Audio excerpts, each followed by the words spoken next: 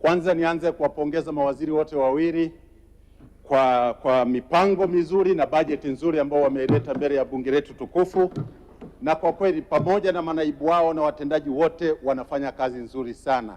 Tunawapongezeni sana. Mheshimiwa Mwenyekiti, bajeti hii ni nzuri sana na mipango ni mizuri, na ukitaka kuona kwamba ni nzuri inaonyesha kabisa kwamba kwanza mikopo imepungua, mikopo ya nje imepungua, na sasa mikopo ya nje imefika 14%, kitu ambacho hakijawahi tokea katika bunge hili. Tulikuwa tunategemea kukopa nje zaidi ya 40%, sasa hivi ni 14% mikopo ya nje.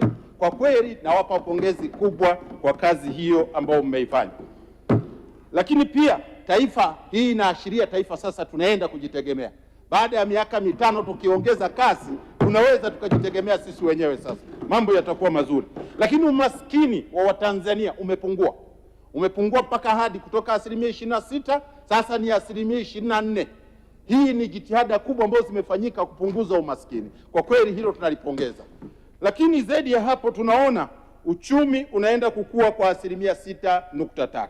Pamoja na kwamba tungetamani uchumi wetu ukue kwa kiwango kikubwa zaidi ya hicho. Mheshimiwa Mwenyekiti, bajeti hii nimeisoma nzuri sana, lakini kuna vipengele ambavyo ningependa nivisemee kidogo. Ukichukua bajeti yetu ukurasa wa 91 wameeleza baadhi ya mabadiliko ambayo Mheshimiwa Waziri anapendekeza kwenda kuyafanya, na haya tutajadili vizuri sana tutakapokwenda kujadili finance bill. Ameleta pendekezo, kwa mfano mimi nataka nizungumzie mawili. Sheria ya Benki Kuu ya Tanzania sura 197 anataka tuifanyie marekebisho, na anasema, Mheshimiwa Spika, naomba ninukuru: katika kuendelea kuimarisha nidhamu ya matumizi ya fedha za umma, serikali inapendekeza kufanya maboresho ya sheria ya Benki Kuu ya Tanzania sura 197 ili kupunguza kiwango cha ukomo wa mkopo wa muda mfupi, yani overdraft, kutoka 18% hadi 14%. Mheshimiwa Mwenyekiti, tunapunguza sasa uwezo wa serikali kwenda kukopa kwenye Benki Kuu kutoka 18% inakwenda kuwa 14%. Hii ni hatua nzuri sana ambayo serikali imefanya. Lakini kuna mawazo wengine wanasema, kwa nini tusiache kabisa, tusiwe tunakopa, kuwe na masharti? Hiyo haiwezekani. Mheshimiwa Mwenyekiti, lazima serikali inahitaji flexibility. Pale inapoonekana makusanyo hayajakamilika, lazima tujitengenezee mazingira ya kwenda kukopa. Tukikusanya tutalipa, na huo ni utamaduni wa kawaida wa duniani. Uwezo ukasema utaondoa kipengele hiki kiondoke moja kwa moja, haiwezekani. Kwa hiyo lazima kipengele kiendelee kuwepo. Mimi naipongeza serikali hatua iliyofikia. Tumepunguza sasa, tunaenda 14%. Tutaendelea kupunguza taratibu, lakini hatuwezi, haileti mantiki kwenda kukifuta kipengele hiki moja kwa moja. Duniani kote serikali zote lazima zikope. Kama kuna mtu anasema eti tuondoe kitendo kifungu cha kwenda kukopa, huyo haitakii mema nchi yetu. Tunataka tuendelee, tunapohitaji kufanya mambo makubwa tufanye. Kwa hiyo hilo, Mheshimiwa Mwenyekiti, mimi nadhani hilo ni muhimu na ningependa liendelee kuwepo katika sheria. Najua tunataka kusimamia matumizi ya serikali, nataka kupunguza utegemezi, lakini hatuwezi kufika huko kwa sababu lazima tuanze na kujitegemea kwa namna hiyo. Mheshimiwa Mwenyekiti, kuna kipengele cha pili inapendekezwa kwenye tume ya mipango kwamba tufanye marekebisho ya kifungu kile cha 6 cha tume ya mipango ili kuhakikisha kwamba tunaweka kifungu kinaandikwa upya. Serikali inapotaka kutekeleza miradi ya kimkakati lazima kwanza ikamilishe tathmini ya mazingira. Ni jambo zuri na mimi nakubaliana, ni zuri tu kufanya tathmini ya mazingira. Lakini Mheshimiwa Mwenyekiti, kama tungefanya hivyo, tungeamua kuzingatia hivyo, na ikawa ni lazima, bwawa la Nyerere lile lisingejengwa. Kwa hiyo tathmini ya mazingira ni muhimu, lakini hatuwezi tukasema ni lazima. Tunapotekeleza miradi ya kimkakati tunaangalia umuhimu wa mradi wenyewe.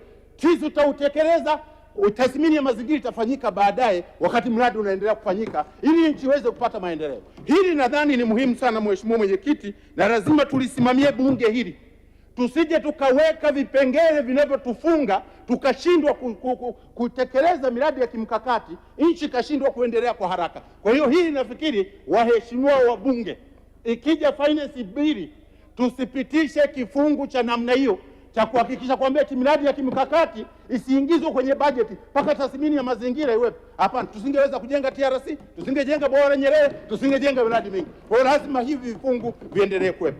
Mheshimiwa Mwenyekiti, nimeiangalia bajeti ya taifa. Bajeti ya taifa tunategemea kutumia trilioni 92.3. Nimeangalia idadi ya Watanzania, tuko milioni 65, milioni 65. Kama tungeamua hii bajeti, Mheshimiwa Mwenyekiti, tukagawana, kila Mtanzania kama angekuwa ni mlipa kodi na akalipa, maana yake kila Mtanzania angelipa shilingi 958,984. Tayari bajeti yote tungekuwa tumeshapata hela. Yaani yote tungekuwa tumeshapata hela. Tungekuwa tuhitaji tena kuendelea na mambo mengine. Kwa hiyo mambo ya tozo zingine zingeongezea tu. Lakini tuna changamoto ya Watanzania wote sio walipa kodi. Ukiangalia, ukichukua kwenye hao milioni 65, tunaweza ukasema kuna watoto ambao hawawezi kulipa kodi, watakuwa ni watoto hawajafikia kiwango. Tukichukua takwimu zinasema Watanzania ambao wana umri wa miaka 18 na kuendelea ni zaidi ya milioni 37. Kama tukichukua wale milioni 37, tukachukua ile bajeti tukagawana, kila mtu kwa mwaka mzima achangie shilingi ngapi? Manake kila mtu angechangia milioni 1,684,702. Bajeti yote tumeikamilisha. Waheshimiwa wabunge, tunahitaji tufanye kazi ya ziada ya kuhamasisha kila Mtanzania akilipa kodi. Hii bajeti ni ndogo mno, tutatekeleza na tutazidi na tutafikia malengo. Kwa hiyo mimi nashauri hili ni la muhimu sana kuliendea. Na ili tufikie hapo, tunahitaji kuendelea kuwekeza. Serikali lazima iendelee kuwekeza kwenye sekta za uzalishaji, na sekta za uzalishaji ndio zitatupatia fedha. Sekta ya kilimo, sekta ya ufugaji, sekta ya uvuvi, madini, utalii, sekta ya viwanda, tunahitaji tuwekeze huko, Mheshimiwa Mwenyekiti, kwa nguvu zote. Tutapata hela za kwenda kutekeleza miradi mingine na nchi yetu itapiga hatua na uchumi utakuwa kwa kasi kubwa zaidi kuliko huu ambao upo. Mheshimiwa Mwenyekiti, tunasema nchi yetu tunazalisha mazao, tunazalisha malighafi, tunaenda kuwauzia wenzetu, wanatengeneza ajira kwao. Sisi kwetu kunakuwa hakuna ajira. Na wataalamu wanasema ukichagua kuuza malighafi umechagua kuwa maskini duniani.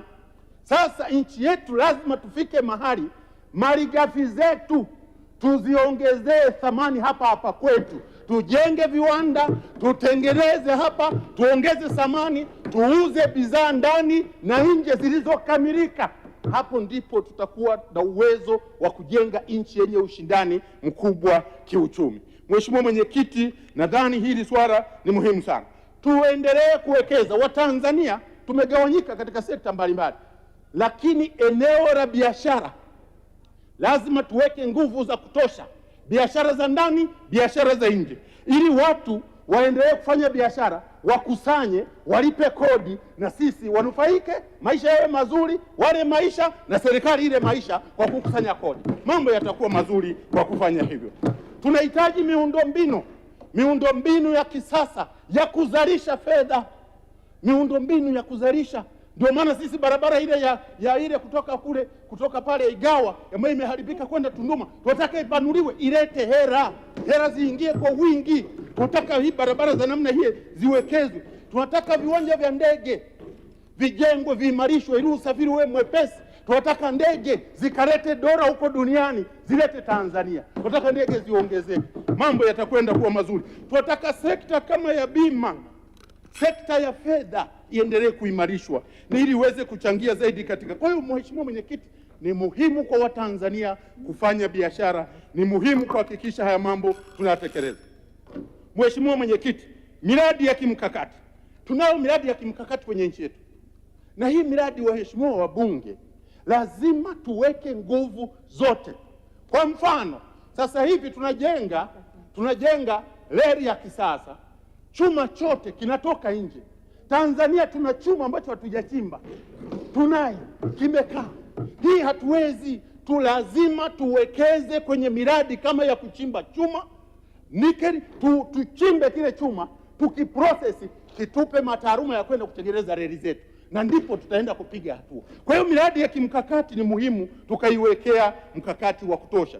Tunazo bandari kavu, bandari ya Bagamoyo, bandari zote hizo tunataka zijengwe, ya Tanga, ya Dar es Salaam, ya wapi, za maziwa. Hizi bandari ni nchi yetu ndio iliyobahatika kuwa na maziwa na kuwa na bahari, nchi zingine hazina. Sasa kama sisi we are strategically located, tutumie fursa hii sasa kupata hera kwa kuwahudumia wengine ambao hawana fursa kama za namna hiyo. Mheshimiwa Mwenyekiti, naomba niongeze dakika mbili. Mheshimiwa Mwenyekiti. Tunataka tuwekeze kwenye rasilimali watu.